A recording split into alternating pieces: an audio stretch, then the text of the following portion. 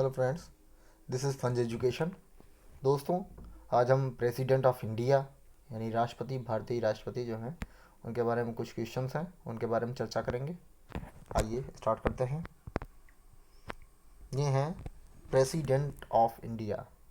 ये हमारे पूर्व राष्ट्रपति श्री रामनाथ कोविंद जी हैं और ये हमारी वर्तमान राष्ट्रपति श्रीमती द्रौपदी मुर्मू हैं।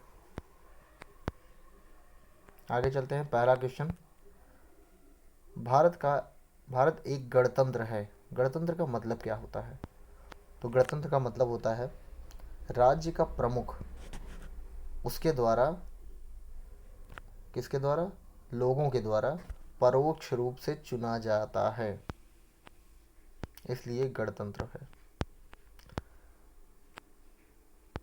भारत सरकार का संवैधानिक अध्यक्ष कौन होता है? तो वो है संवैधानिक जो है अध्यक्ष, वो राष्ट्रपति होता है।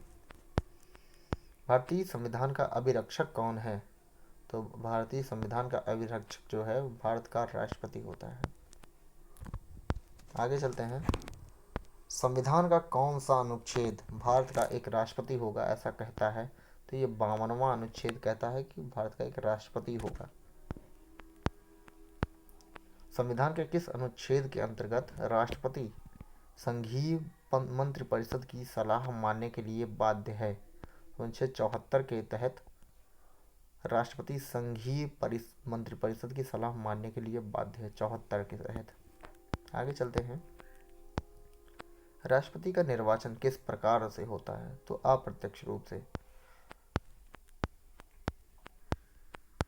राष्ट्रपति के चुनाव में कौन भाग लेते हैं? तो राष्ट्रपति में के चुनाव में जो है संसद के दोनों सदनों के निर्वाचित सदस्य, ना कि मनोनीत, सिर्फ निर्वाचित सदस्य ही भाग लेते हैं।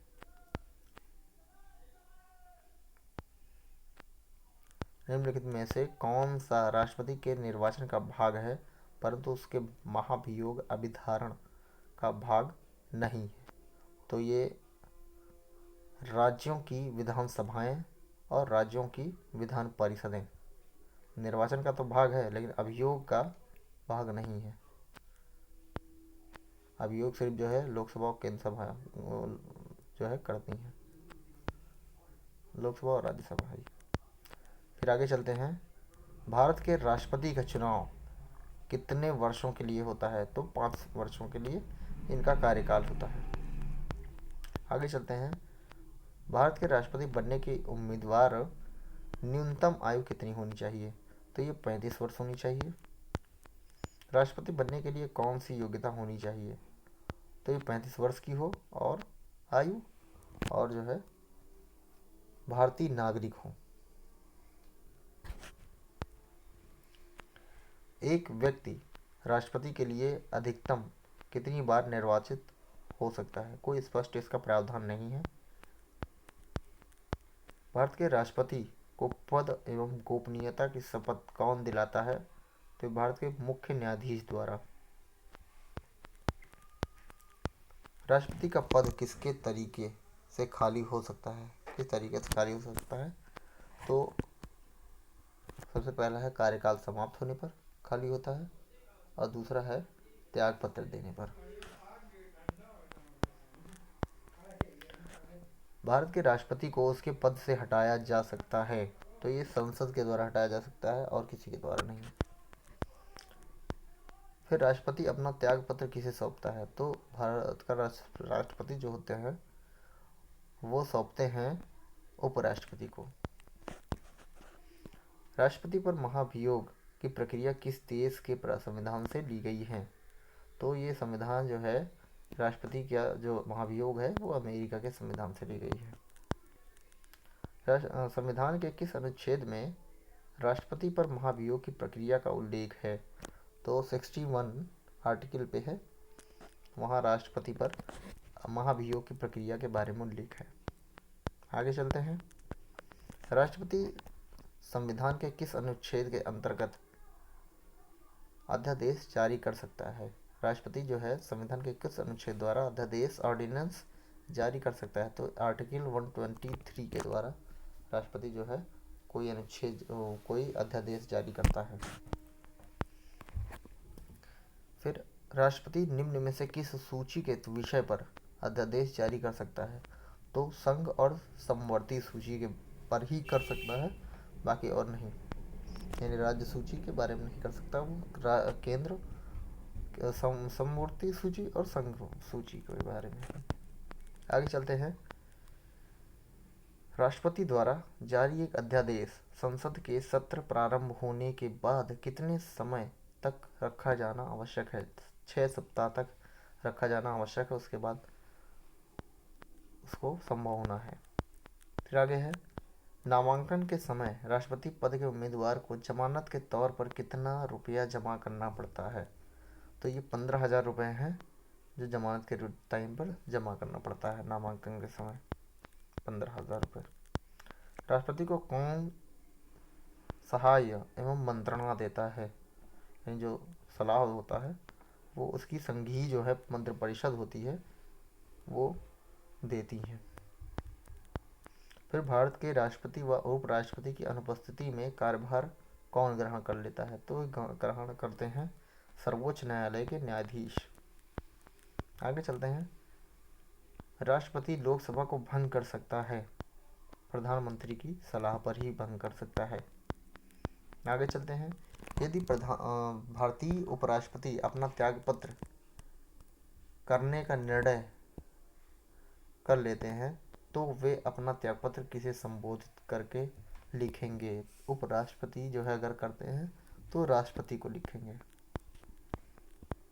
राष्ट्रपति राज्यपाल की नियुक्ति में किसकी सलाह लेता है?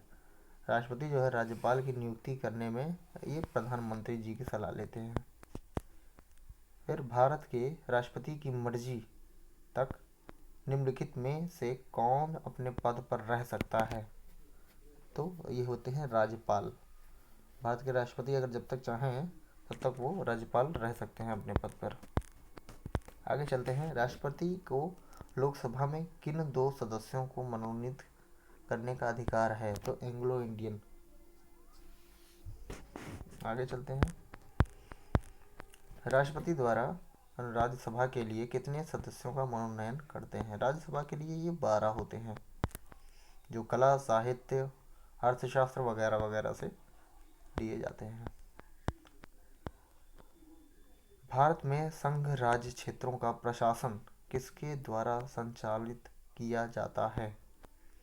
तो भारत में संघ राज्य क्षेत्रों का प्रशासन जो है वो राष्ट्रपति द्वारा किया जाता है।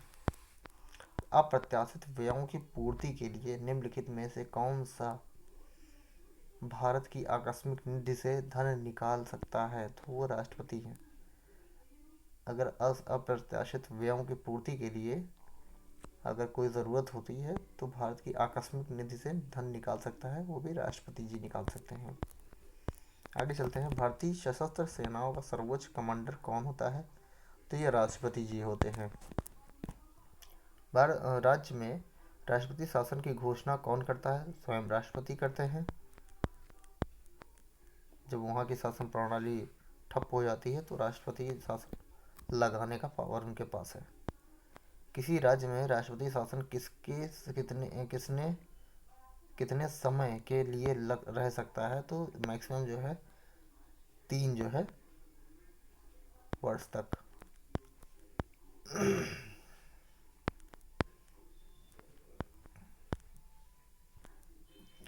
किसी विधि के प्रश्न पर सर्वोच्च न्यायालय से परामर्श लेने का अधिकार किसको है? तो राष्ट्रपति जी को है। इसी विधि के प्रश्न पर सर्वोच्च न्यायालय से परामर्श लेने का अधिकार सिर्फ जो है राष्ट्रपति जी को है।